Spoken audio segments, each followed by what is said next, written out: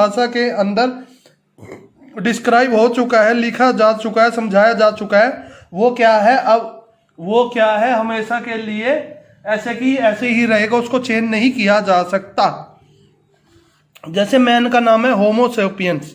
अब कुछ रूल होते हैं, जब भी हम किसी का साइंटिफिक नेम लिखते हैं तो क्या है, अंडरलाइन होगा, इटैलिक्स में लिखा जाएगा, अंडरलाइन होगा। जैसे मैंगीफेरा इंडिका था और होमो सेपियंस था, उसका क्या है, first letter will be the capital and first letter of species will be the smaller. जो आप देख सकते हैं मैंगीफेरा का एम कैपिटल है और इंडिका का आई छोटा है, बीच में स्पेस दिया जाएगा, अंडरलाइन को साथ में जोड़ा नहीं जाएगा और दोनों को अंडरलाइन करके लिखा जाएगा। और अगर ये प्रिंटेड होंगे, अगर मान लीजिए कोई साइंटिफिक नेम बुक में लिखा हुआ है तो वो अंडरलाइन नहीं है, तो वो कंपलसरी है, किसमें होना चाहिए, इटैलिक भाषा के अंदर होना चाहिए। इटैलिक भाषा के अंदर क्या होता है, वर्ड थोड़े से तिरछे होते हैं। थर्ड क्या है, कई बार हम क्या करते हैं, ऑथर का नाम भी लिख देते हैं, जैसे कार्लस लिनियस हो गया। अब मान लीजिए नोमेनक्लेचर दिया था कार्लस लिनियस ने, प्लस मैंगीफेरा की खोज अगर लिनियस ने किया, पीछे साइंटिफिक नेम लिख दिया या फिर ऑथर का नाम लिख दिया, मैंगीफेरा इंडिका लिन। ठीक है जी। आगे बहुत ही इंपॉर्टेंट चैप्टर है टैक्सोनॉमी एंड सिस्टमैटिका। टैक्सोनॉमी क्या थी कि it deals with the study of all organism classified into various taxa based on their characteristics, कि लिविंग ऑर्गेनिजम्स को, जीवों को विभिन्न विभिन्न प्रणालियों के अंदर उनके गुण और चरित्रों के आधार पर बांटने की प्रक्रिया को हमने क्या कहा था, टैक्सोनॉमी। क्लासिफिकेशन क्या था, grouping into convenient categories based on easily, जो चरित्र हमें, गुण हमें आसानी से पता लग रहे थे, उनके बेस पर हमने क्या करा था, विभिन्न श्रेणियों के अंदर, कैटेगरीज के अंदर क्या करा था, जीवों को बांट दिया था, जिसको हमने क्या कहा, क्लासिफिकेशन। टैक्सा क्या थी, एक बेसिक यूनिट थी जो कैटेगरी के लिए यूज करी गई। क्यों, क्योंकि हर एक लेवल पर, हर एक कैटेगरी को हम क्या कहते हैं, टैक्सा। ठीक है जी। किंगडम भी एक टैक्सा है अपने आप में, क्योंकि किंगडम जैसा बाकी 6 में से कोई नहीं है, बाकी 7 ऑब्लिगेट कैटेगरीज में 6 में से कोई नहीं है, फाइलम जैसा और कोई नहीं है, स्पीसीज जैसी कोई नहीं है, तो ये अपने आप में क्या है, एक यूनिट है, कैटेगरी है, अपने आप में ही एक अलग कैटेगरी है, जिनको हम क्या कहते हैं, टैक्सा या टैक्सोन भी कहते हैं। अब नोमेनक्लेचर या फिर टैक्सोनॉमी में क्या होता है, टैक्सोनॉमी में सबसे पहले क्या होगा, हम किसी भी ऑर्गेनिजम्स के कैरेक्टर्स को अच्छी तरह से देखेंगे, उनको डिफाइन करेंगे, उनको डिस्क्राइब करेंगे, उनके बारे में बताएंगे, फिर हम आइडेंटिफाई करेंगे कि वो किससे मिलते जुलते हैं। फिर जब वो हमें पता लगे किसी इस ऑर्गेनिज्म से मिलते जुलते हैं, तो जो हम उसको क्लासीफाई कर देंगे कि जैसे ए बी के सिमिलर है ना कि सी के, तो हम क्या है, उसको बी वाले ग्रुप में रखेंगे। हम देखेंगे कि अगर बी ए के बिल्कुल ही सिमिलर है तो हम उसको उसी स्पीसीज में रख देंगे। अगर उन दोनों के जीनस सेम है बट स्पीसीज में थोड़ा अंतर है, तो उसको हम क्या करेंगे, अलग स्पीसीज बनाकर रख देंगे, फिर उसका क्या करेंगे, नामकरण, नोमेनक्लेचर। लेकिन मॉडर्न टैक्सोनॉमी के अंदर क्या था, सिर्फ हम उसके कैरेक्टर्स को देखकर ही उसका क्या कर रहे थे, क्लासिफिकेशन कर रहे थे, उसका डिवाइडेशन कर रहे थे कैटेगरीज के अंदर। लेकिन मॉडर्न टैक्सोनॉमी के अंदर क्या क्या देखा गया, हमने उसका इंटरनल स्ट्रक्चर भी देखा, ICDE इंटरनल स्ट्रक्चर भी देखा, उसका सेलुलर स्ट्रक्चर भी देखा, उसकी डेवलपमेंट प्रोसेस भी देखी और उसकी इकोलॉजिकल इंफॉर्मेशन भी देखी। तो मॉडर्न टैक्सोनॉमी के अंदर कैसे क्लासिफिकेशन होता है किसी भी ऑर्गेनाइजेशन का, उसके इजिली ऑब्जर्व कैरेक्टर्स को तो देखा जाता है, साथ में उसके इंटरनल स्ट्रक्चर को भी, सेलुलर स्ट्रक्चर को भी, डेवलपमेंट प्रोसेस को भी और इकोलॉजिकल इंफॉर्मेशन को भी देखा जाता है। देन सिस्टमैटिका। सिस्टमैटिका ड्राइव हुआ था लैटिन वर्ड सिस्टम से, सिस्टमा से। ठीक है जी।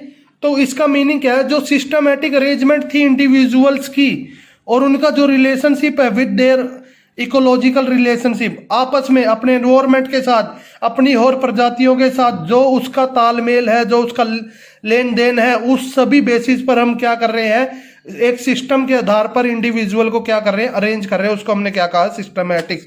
इसके यूजेस भी क्या है, इसके यूजेस से क्या है, एक तो हम इजिली पता कर सकते हैं कि भाई कौन सा ऑर्गेनिज्म किस क्लास में है, कौन, तो हम इजिली देखकर बता सकते हैं कि जी ये तो मैमल है, ये आपका प्लांट है, ये आपका आर्थ्रोपोडा ग्रुप का एनिमल है, ये आपका इंसेक्टा है। क्यों, टैक्सोनॉमीज के ही बेस पर। अब टैक्सोनॉमिक कैटेगरीज क्या थी, हमें पता है 7 ऑब्लिगेट कैटेगरीज है। क्लासिफिकेशंस के अंदर क्या होता है, हियरार्ची ऑफ स्टेप्स होते हैं, यानी कंपलसरी स्टेप्स है कुछ। कैसे, फाइलम के बाद किंगडम नहीं आ सकता, किंगडम से पहले फाइलम नहीं आ सकता। ठीक है जी। तो 7 कंपलसरी एक पार्टिकुलर सीक्वेंस है, इसी सीक्वेंस में होगा kingdom, phylum, class, order, family, genus, species. हर एक कैटेगरी क्या है, अपने आप में एक रैंक है, जिसे हम टैक्सा भी कहते हैं।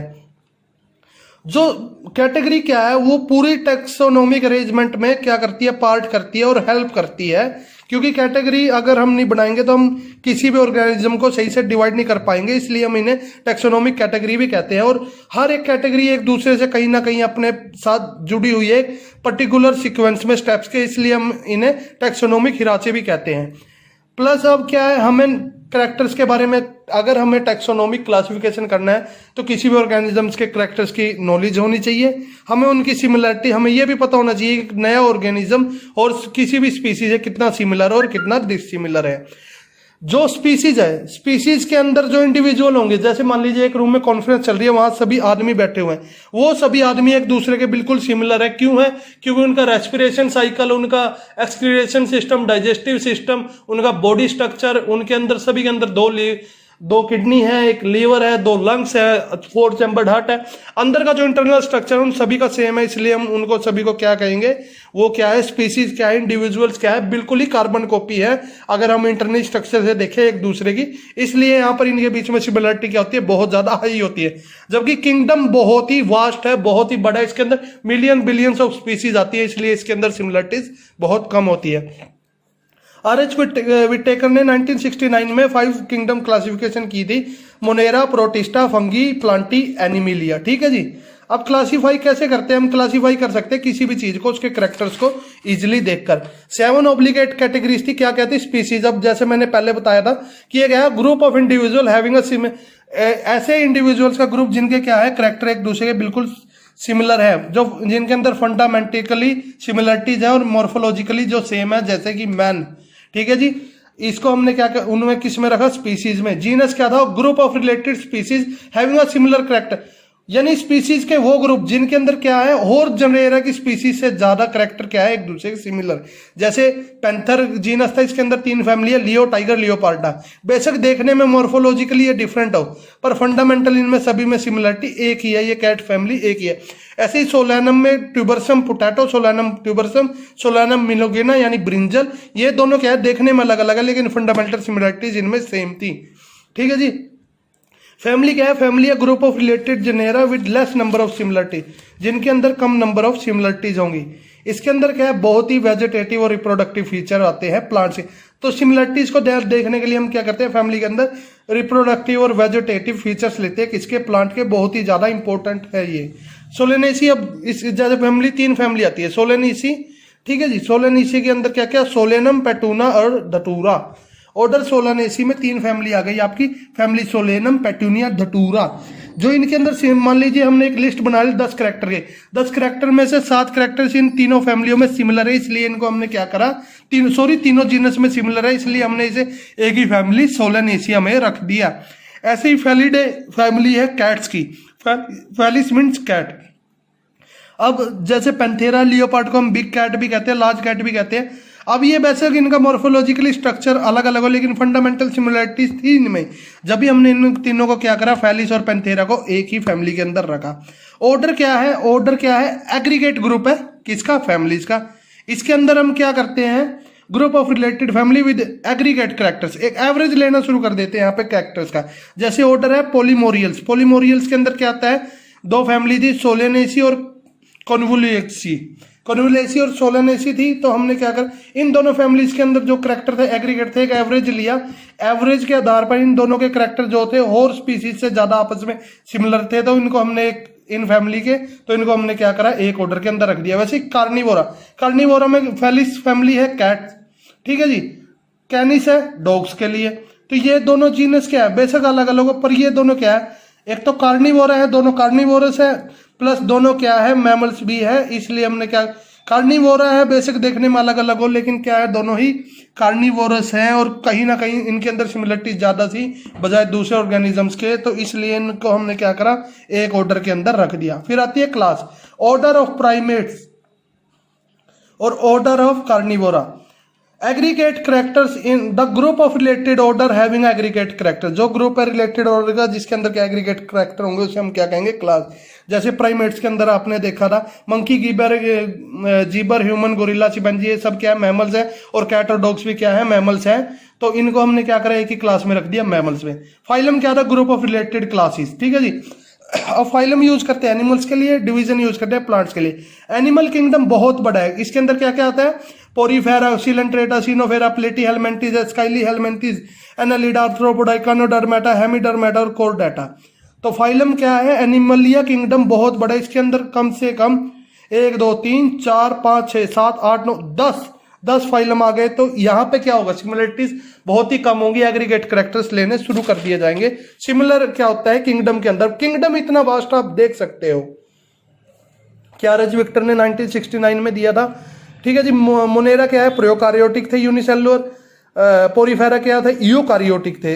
वंगी क्या है? ऑटोट्रॉप्स है, और इसकी सेल किसकी बनी होती है? सीटेन की। फाइल प्लांटी और एनिमल्स के बारे में हम पढ़ चुके हैं। अब किंगडम भी क्या है? 5 है। तो कितने बड़े होंगे, कितने वास्ट होंगे, आप समझ सकते हैं। ठीक है जी।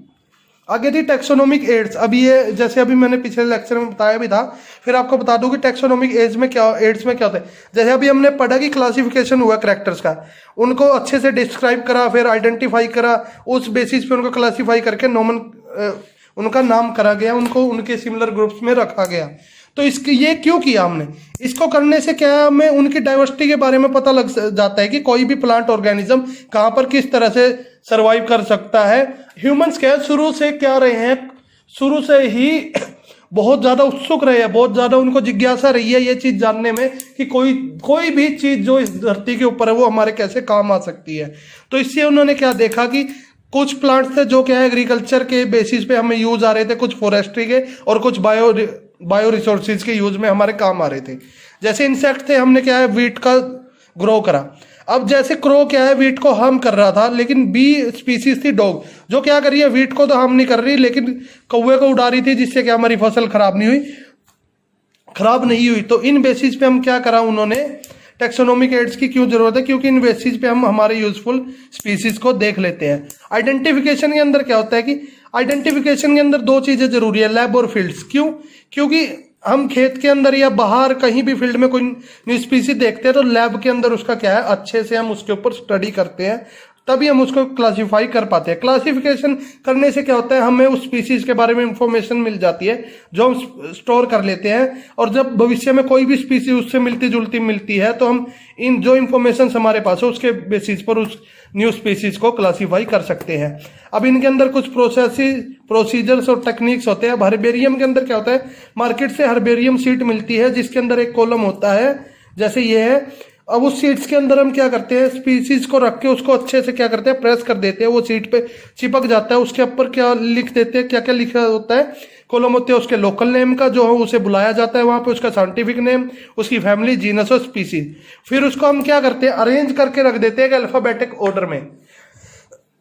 ठीक है जी। उसको लेबलिंग भी करते हैं, जैसे आपने स्कूल, कॉलेजेस और बोटेनिकल म्यूजियम में देखा होगा, क्या होता है कि अलमीरा रखी होती है, मान लीजिए साइंटिफिक नेम से हमने अल्फाबेटिकली अरेंज कर दिया, तो हमें किसी भी, अगर मान लीजिए हमें किसी स्पीसीज के बारे में पढ़ना है, कुछ करना है, जैसे मान लीजिए सोलेनेसी फैमिली के बारे में पढ़ना है, तो हम उस अलमारी के पास चले जाएंगे जिसका साइंटिफिक नेम क्या है, एस से शुरू है, सोलेनेसी फैमिली निकालेंगे, उसके अंदर हम देखेंगे ट्यूबरसम कहाँ है और उसके बारे में स्टडी कर लेंगे।